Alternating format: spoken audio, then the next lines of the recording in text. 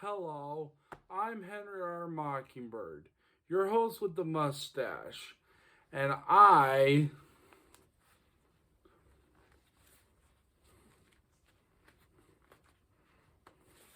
am a huge Star Wars fan. I love both the original trilogy and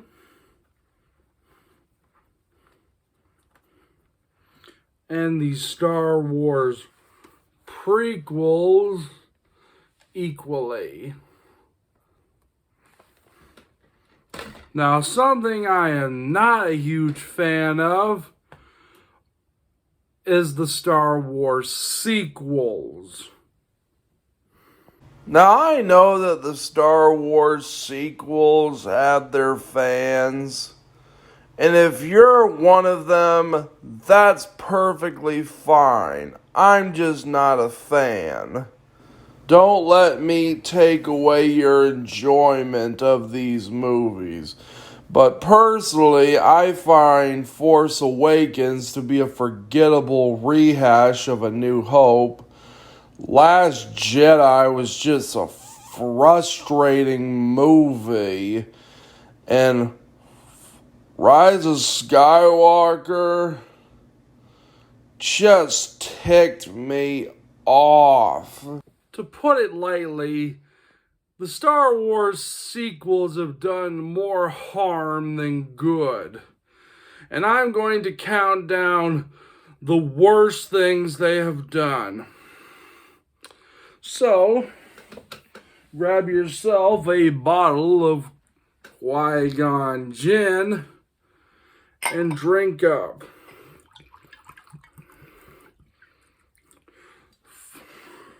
For this is my top 10 worst things in the Star Wars sequel trilogy.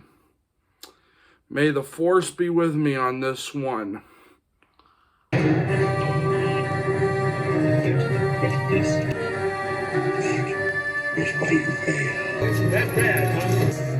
Rusa or Bomba. I hate them.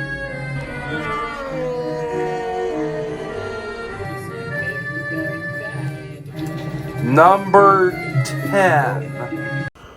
Leia flying through space. I have no way to lead up to this. Just play the clip.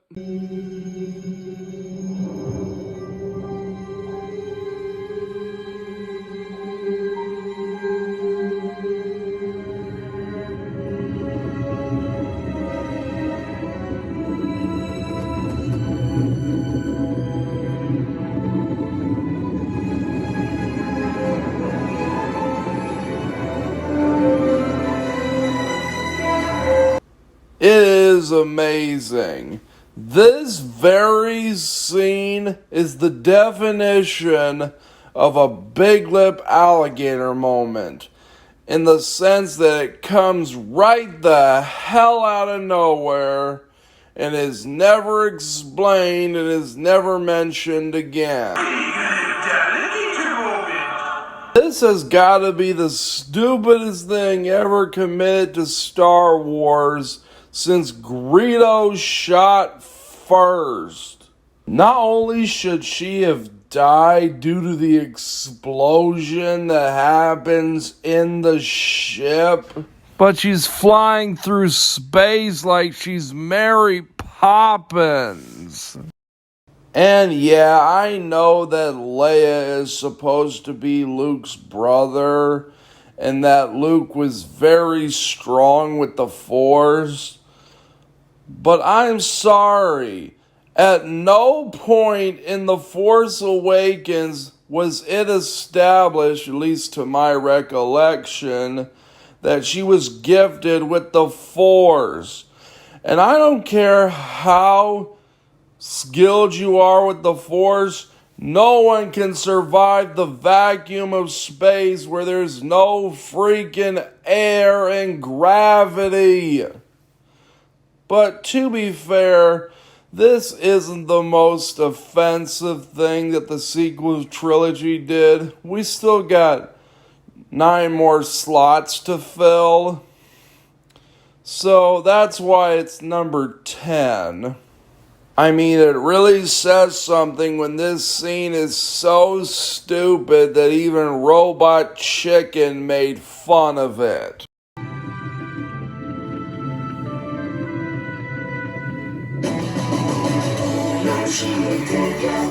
Super Space Leia. Super Space Leia taking on the Empire. I mean, First Order. What? How? The Force.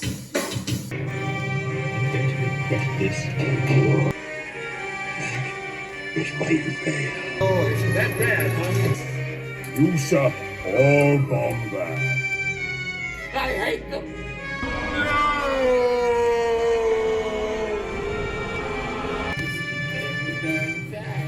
Number 9. The Porgs. Now, I know there are plenty of people who like the Porgs and think they're cute, and I completely understand. They are downright adorable, but the reason that they're on the list is that they don't really serve anything narrative-wise. They just stand around in the background and look cute most of the time. Say what you will about the Ewoks, but at least they helped the good guys take down the Empire in Return of the Jedi, and at least they did serve a purpose to the story. Even Jar Jar Binks in Phantom Menace served some kind of a purpose. Yeah, does anyone remember this scene from Phantom Menace? You're thinking, people gonna die? I don't know. Gungans get pasted too, eh? I hope not. Gungans not dying without a fight. We some warriors. We got a grand army. After that, we get Jar Jar taking Queen Amidala to the Gungans in Boss Nass to assemble an army. And that basically kickstarts the Battle of Naboo. Hell, even Jar Jar becomes a general, and even Jar Jar kicked some kind of droid ass. But just like Leia flying through space, the Porgs are pretty harmless. They're clearly only in the movie to sell toys. And so that's why they get a pass. Get this is why you fail. Oh, it's that bad, huh? You shall all bomb that. I hate them.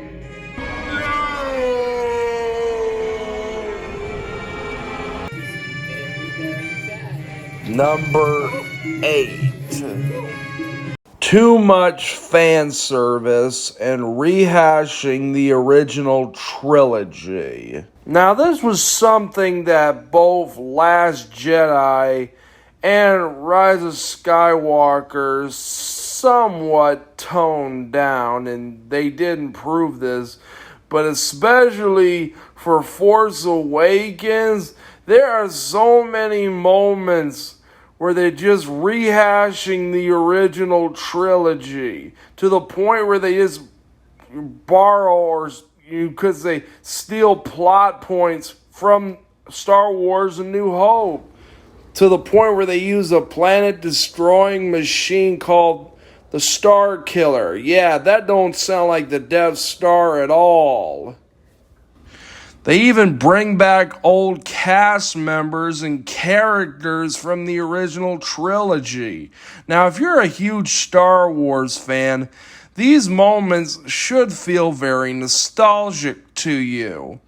But if you did not grow up with the original trilogy, and if Force Awakens is your first movie, in your introduction to Star Wars, or if you are just a casual fan, these moments pretty much mean nothing. It's almost like this movie's too scared to be different, basically because of the critical reception of the prequel trilogy. It's trying everything in its power to not be the prequels, that it basically just rehashes A New Hope. That's not to say that this sort of movie can't be done, but a passing the torch movie needs to stand on its own two legs. It worked pretty well with Spider-Man No Way Home and Ghostbusters Afterlife. In fact, let us use Ghostbusters Afterlife, aka Force Awakens done right, as an example. We do have a lot of fan service in Ghostbusters Afterlife, and many references to the first two Ghostbusters movies and the old cast coming back. But the movie knows when to stand on its own 2 feet. It knows when to tell its own story. So when you do get those fan service moments, it feels earned. The same thing could be said about Spider-Man No Way Home. The characters in Spider-Man No Way Home are so good, you're not, waiting and patient for the fan service and the old characters to come in. And when the old characters and fan service does come in, it feels earned. The moment that Tobey Maguire's Spider-Man and Doc Ock talk to each other, it's like meeting friends that you haven't seen in a long time. I actually feel nostalgic. It feels like I'm going back to my childhood. But the fan service in this movie doesn't feel earned. I don't feel anything. I feel nothing when the old and the new characters are together. And that's really saying a lot when you're trying to be nostalgic and you're trying to pass the torch to a new generation. This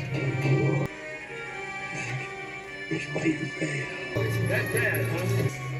You shall all bomba.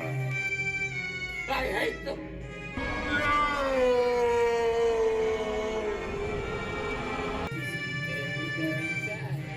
Number 7. Rey's perfect moments.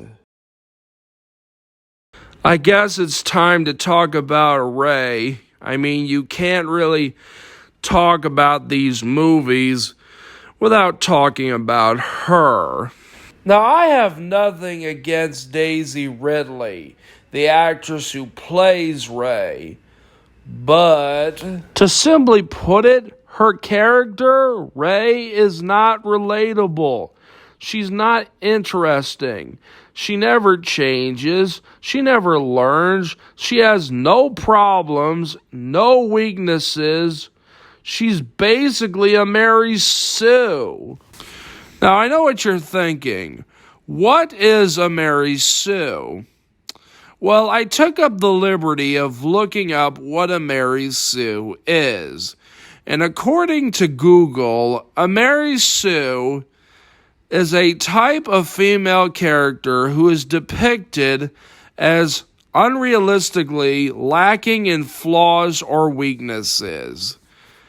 That's basically what Rey is. And I know a lot of people like to defend her and say she isn't a Mary Sue, but honestly, what is there to defend? She is a Mary Sue, pure and simple. She's miraculously somehow is gifted with the Force, despite having no training. She could do all of this, and when they do give an explanation as to how is she so gifted with the Force, the explanation is she's Palpatine's granddaughter. And the fact that Emperor Palpatine spawned a child makes me feel all ugh. Putting that aside, this could have been so easy to fix. You could have done something like Isabella from Encanto, where she at first seems like she's perfect, but then, surprise, surprise, she isn't so perfect after all. She has flaws. They could have done something like that with this trilogy, but no, they never do anything like this. The closest Rey ever comes to having a flaw is when Kylo Ren asks her to come to the dark side in The Last Jedi. But, surprise, surprise, that never happens, despite how many times this trilogy tries to do this. This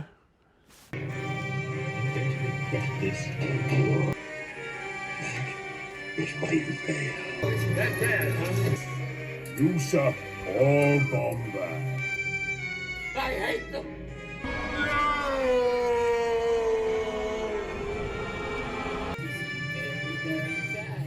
Number 6. The bad comedy in The Last Jedi. Humor is like taste in food, in the sense that it's subjective.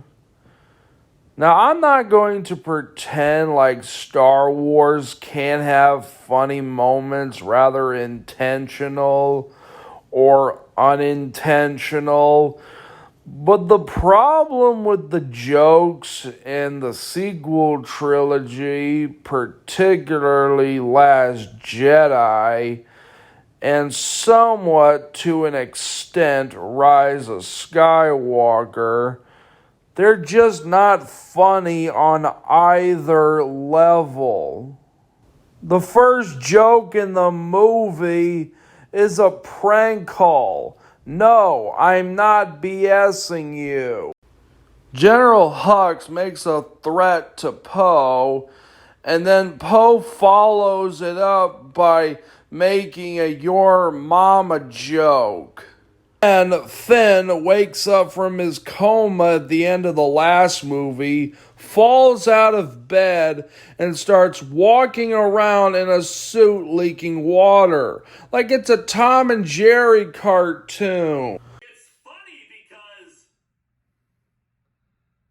it's not funny. Seriously, this feels like a joke that belongs more in Spaceballs than an actual Star Wars movie.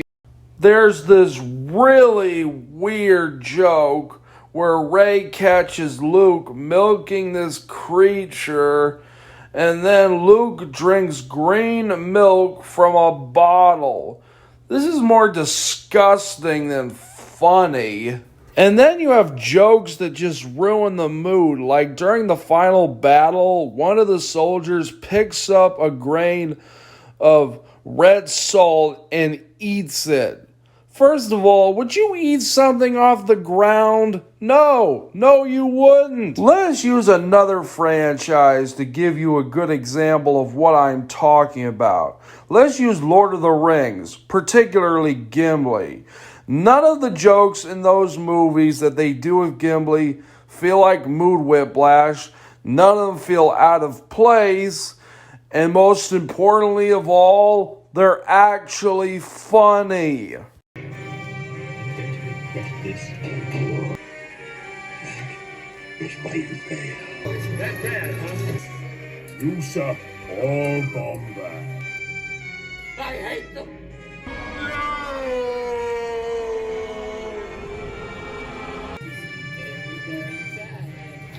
Number 5. Where the hell did the First Order come from? Okay, what is up with the First Order? Who are these guys? None of this is ever explained, and it makes no sense. I mean, the last time we were in the Star Wars world, the Empire was destroyed, the galaxy rejoiced, and the good guys lived happily ever after. Then when you get to Force Awakens, these guys just show up right the hell out of nowhere. Who are these guys? How threatening are they? Are they threatening? I guess they are. Where in the galaxy do these bad guys come from? This is like if an Avatar, we were not given the intro to explain what the Fire Nation imposes, and we were just introduced to Prince Zuko and the Fire Nation with no explanation as where they came from or how threatening they are. And you probably would think that this would be addressed in either Last Jedi or Rise of Skywalker. No. Huge spoiler alert, it isn't. And please do not try to bring in secondary material as an explanation like it was in the comics. I'm sorry, but no. The information should be given to me with the movies. I should not have to read comics or read a novelization to understand these movies.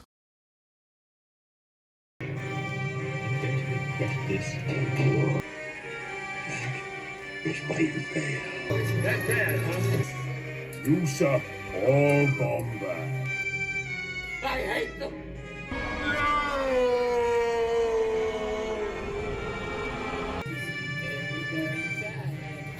Number 5. Kylo Ren.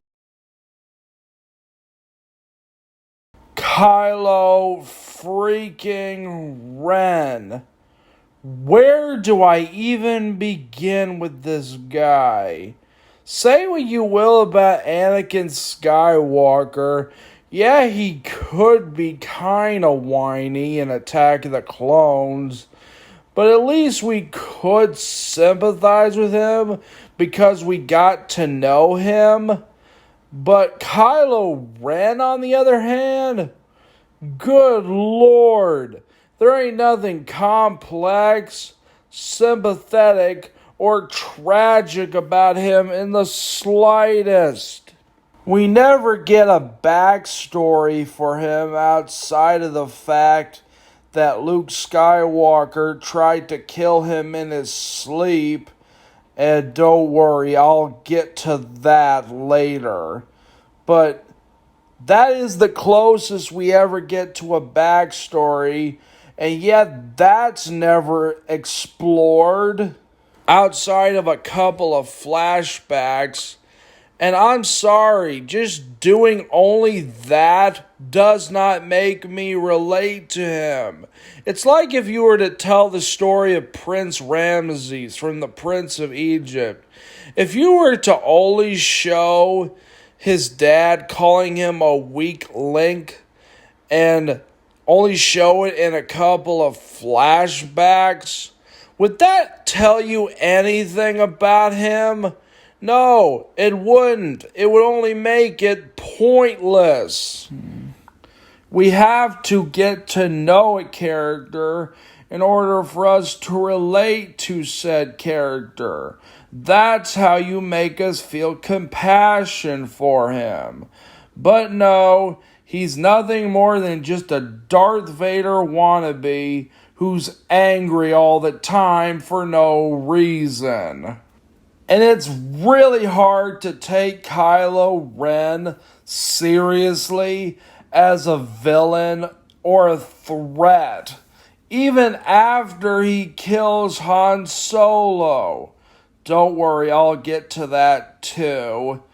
And it's also really hard for me to take him seriously as a villain when he force chokes his men and slams them into the ceiling, when he shouts and screams at the top of his lungs, and when he slices machinery with his lightsaber and throws a freaking temper tantrum like he's a 4-year-old.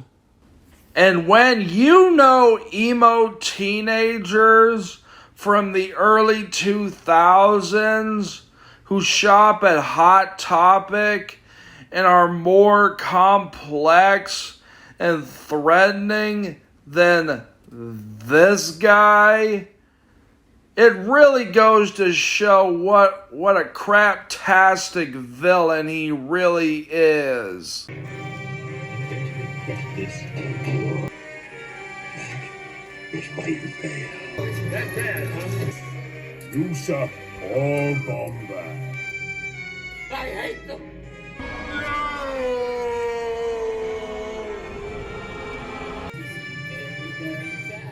Number 3. Old characters that don't act like themselves and new characters with wasted potential. None of the characters in this trilogy act nothing like themselves, with Luke Skywalker being the biggest offender in all this. Luke Skywalker, the savior of the galaxy, has been reduced to nothing but a hermit, a cranky old man. And for some reason, he cut himself off from the Force. Why? No, seriously, I want to know. Why? Why is Luke acting like this? And why did he go into hiding? This isn't like Yoda or Obi-Wan. They were betrayed and nearly killed off by their own soldiers.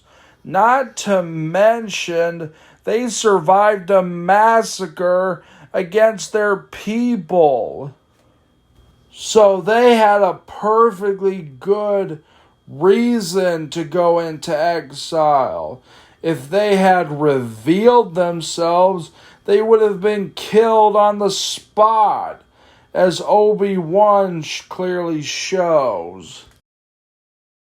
Luke Skywalker, on the other hand, doesn't have a good reason to go into exile. Now it's time to talk about the infamous scene and where Luke Skywalker was going to kill his own nephew, Kylo Ren, who at this point in time has done nothing wrong. Allow me to repeat that. Luke Skywalker was going to kill someone in his sleep, and all because he felt that he was going to the dark side. Yes, this was the moment that officially made me hate this trilogy. If I'm not mistaken, this is supposed to be the same Luke Skywalker who saw good in his father, who was the most evilest man in the galaxy, who saw good in him just like his mother Padme before him. Luke Skywalker is the embodiment of hope, the North Star of this series, the character we all want to be. I want to be this Luke Skywalker. I do not want to be this Luke Skywalker, who is nothing more than just a cold-blooded killer. Not only do we have old characters that don't act like themselves, we have new characters with wasted potential. Take, for example, Finn. He was the only new thing about Force Awakens. He was a stormtrooper who had feelings, who could tell the difference between right and wrong. What a great character he would have been. Too bad they do nothing with him, as by the time the next movie comes around, he is subjected to Rose. Now, I have nothing against Kelly Mary Trent. I thought she was great as Leia in Rey and the Last Dragon. But she just annoys the hell out of me. She is way too airheaded and ditzy. And the relationship between her and Finn just feels like fan fiction. Not to mention, their relationship ends up being entirely pointless, as by the time Rise of Skywalker comes along, she's basically reduced to nothing more than just a background character. Here's a good idea. Have a point. It makes it so much more interesting for the listener. And Finn starts a relationship with what is essentially him in a woman's body. I could talk about how much they wasted Finn, but there are so many other videos that could do it far better than I ever could. Now it's time to talk about the only element I liked about Last Jedi, and that is Snoke. He was the best character in this trilogy, both here and in Force Awakens. He's creepy as all hell with that deformed face. And him being played by Andy Serkis only adds to that. He is such a cool villain. What a great baddie he would have been. Too bad he goes out like a wuss by being stabbed by Kylo Ren's lightsaber. Damn! And you thought Darth Maul had a pathetic death in Phantom Menace by being chopped in half by Obi-Wan's lightsaber. I think even he had a better death than Snoke in this movie. And Snoke was supposed to be a very important character. You don't kill him off in this movie. You kill him off in the third movie. And how powerful is Snoke? How did he get so powerful? Where did he come from? The world may never know. This war. That is why you fail. That bad, huh? You shall all bomb back. I hate them.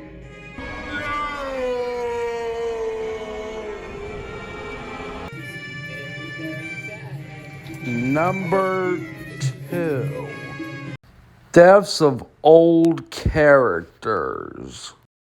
Yeah, you ever notice how almost every old character in the sequel trilogy gets killed off, with the exception of Lando Calrissian and Chewbacca? Let us start with fan favorite Han Solo.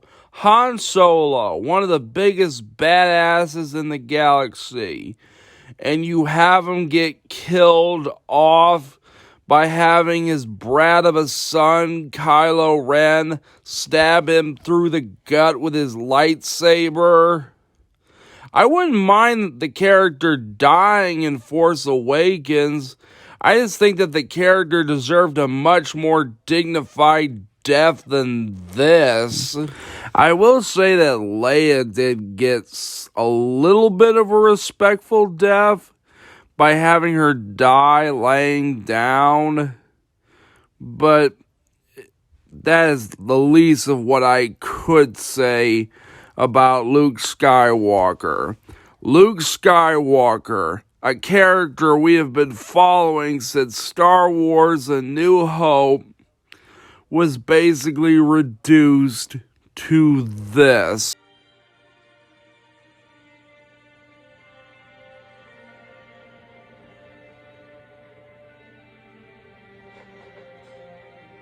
What the hell? Okay, calm down. But that is nothing compared to the number one moment in the Star Wars sequel trilogy.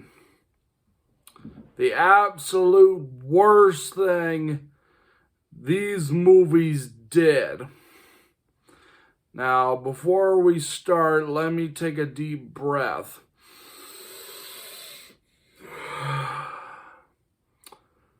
Are you ready?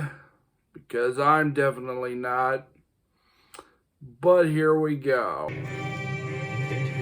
This is why you fail. That bad, huh? You shall all bomb back. I hate them.